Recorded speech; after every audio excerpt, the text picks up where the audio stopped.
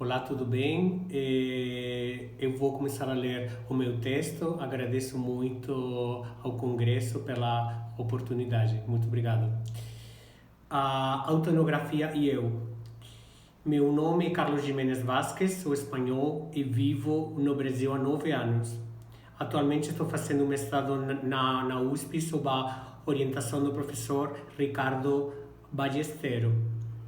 Antes de mais nada, gostaria de comentar os antecedentes deste estudo, por que estou aqui e qual é a origem da minha pesquisa. Sou cantor lírico e durante minhas aulas de canto, minha professora Laura de Souza percebeu uma série de particularidades ao interpretar a canção espanhola.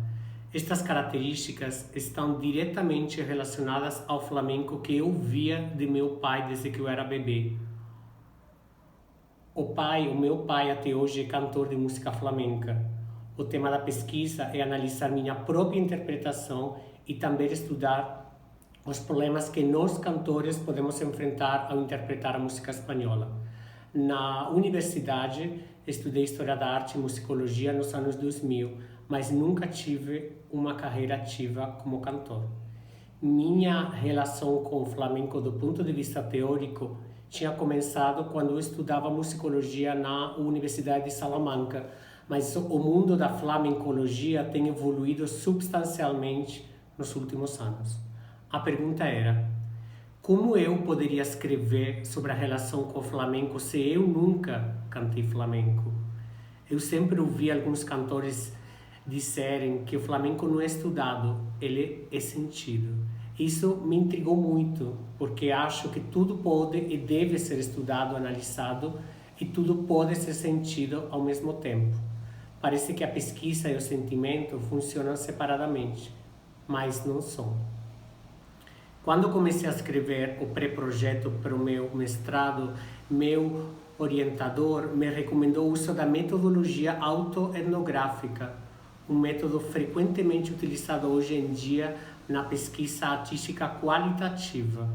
Ao ler sobre a autoetnografia, percebi que este método poderia realmente abranger a pesquisa e o sentimento analítico que eu tanto ansiava.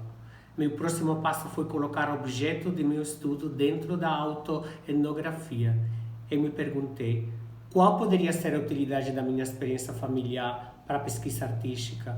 Como minha experiência pessoal poderia contribuir para o campo da performance? Para responder a estes questionamentos, a primeira coisa que fiz foi acessar diferentes teóricos e autores que recentemente enfatizaram a pesquisa qualitativa e a autoetnografia como metodologias verdadeiras para a pesquisa artística. Lendo e relendo, vou fazer uma lista das ideias mais importantes que podem resumir a ação autoetnográfica e sua relação com o meu projeto. Primeiramente, só recomendação do meu tutor Ballesteros. A primeira vez que li algo sobre autoetnografia foi um capítulo de uma referência bibliográfica dos pesquisadores mexicanos Rubén López Cano e Úrsula San Cristóbal Opaso. Para eles, a autoetnografia é hoje uma das melhores formas de pesquisa em música. Através de seu livro, descobri o antropólogo David Ayano, que havia referido que a autoetnografia estuda um campo cultural do ponto de vista de um habitante daquela esfera sociocultural em 1979. Ou seja, o estudo de um determinado assunto através das experiências de um sujeito que pertence a esse tema poderia servir como um método ou um caminho para o objeto de estudo. Isto é, no meu caso, minha própria experiência de vida poderia ser analisada a fim de estudar o flamenco como um campo social-cultural, porque eu era e sou um agente ativo da manifestação artística que é a música flamenca. Como testemunha pesquisador, fui obrigado a continuar lendo sobre a metodologia para realmente corroborar sua veracidade e eficácia em meu estudo.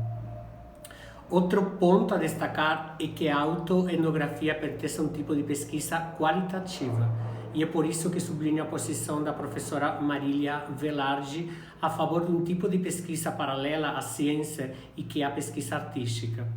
É de conhecimento comum que instituições tradicionalmente acadêmicas subestimaram este tipo de pesquisa, mas mesmo assim em Salamanca eu estudei um tipo de graduação chamada até hoje Ciências e História da Música. Apesar do título do diploma, aprendemos pouco sobre pesquisa artística e performance, pois naquela época este tipo de estudo se concentrava mais na teoria e menos na praxis, um campo mais comum nos conservatórios de música espanhóis. Diferentes pesquisadores têm destacado o trabalho de pesquisa artística baseada nas artes, IBA, como eixo de suas pesquisas qualitativas. De acordo com Fernando Hernández, professor da Universidade de Barcelona, e com base nas contribuições de Barone e Eisner, uma pesquisa da IBA deve atender aos 3 requisitos ou propósitos seguintes. Utilizar elementos artísticos e estéticos. A IBA deveria empregar o que o pesquisador australiano Brett Hessman discutiu em seu texto de 2006, um manifesto para a pesquisa performativa sobre pesquisa performativa. Ou seja, precisamos usar uma série de outras fontes, além de numéricas, de dados, estatísticas ou linguísticas, como blocos de construção. No meu caso, as gravações com meu pai, minha própria interpretação da canção espanhola e as gravações antigas podem servir como exemplos artísticos para a pesquisa artística.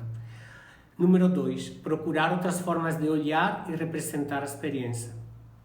De outro ponto de vista, a IBA pretende estudar um fenômeno a partir de outra perspectiva.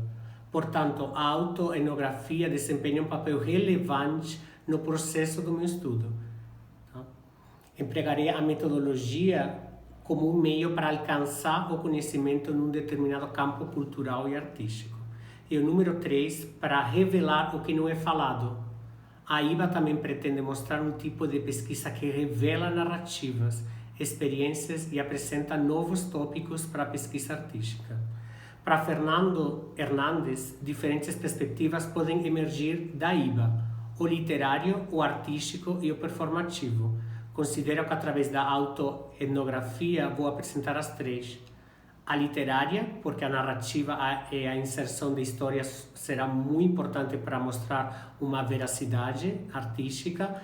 A artística, porque a música espanhola e sua relação com o flamenco será objeto de estudo. E finalmente a performativa, porque analisarei minha própria performance como uma ação artística dentro da narrativa autoetnográfica.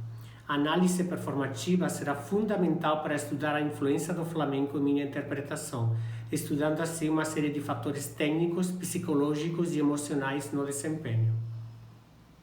Estou convencido de que a autoetnografia, no meu caso, é a melhor metodologia para abordar, então, o mundo do flamenco a partir de uma perspectiva externa e interna.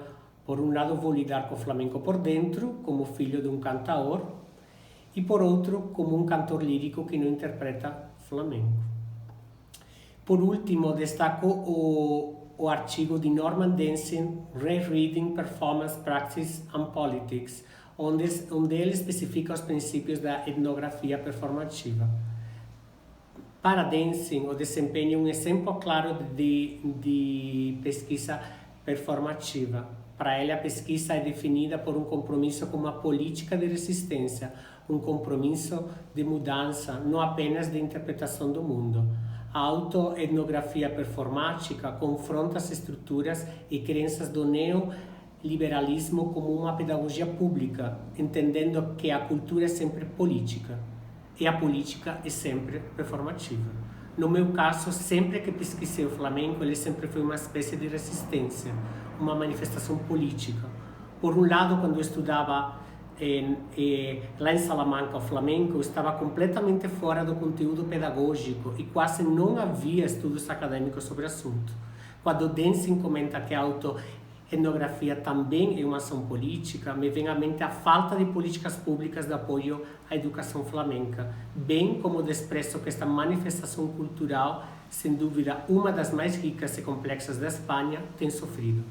A autoetnografia nos proporciona uma ferramenta única de resistência às pesquisas acadêmicas mais tradicionais, entendendo que esta metodologia valoriza os processos colaborativos, o coletivo e o social em oposição ao individual, promovendo assim uma sociedade mais justa e igualitária.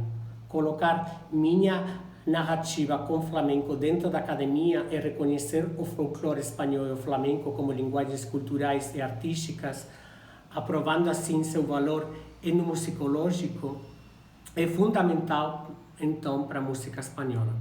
Para concluir, gostaria de certificar que a autoetnografia é a ferramenta que me permitiu também estudar minha origem em relação à minha identidade como o imigrante espanhol que sou. A pesquisa performativa e autoetnográfica me permitiu sair de minha zona de conforto e analisar em detalhes diferentes particularidades que eu mesmo não havia percebido e sentido em minha interpretação da música espanhola. Também me ajudou tanto a responder algumas das perguntas que mencionei acima, quanto a perguntar e compartilhar minhas experiências com outros cantores líricos, especialmente lá na Espanha.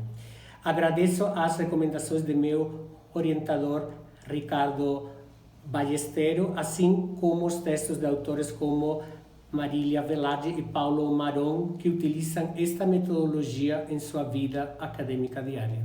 Muito obrigado.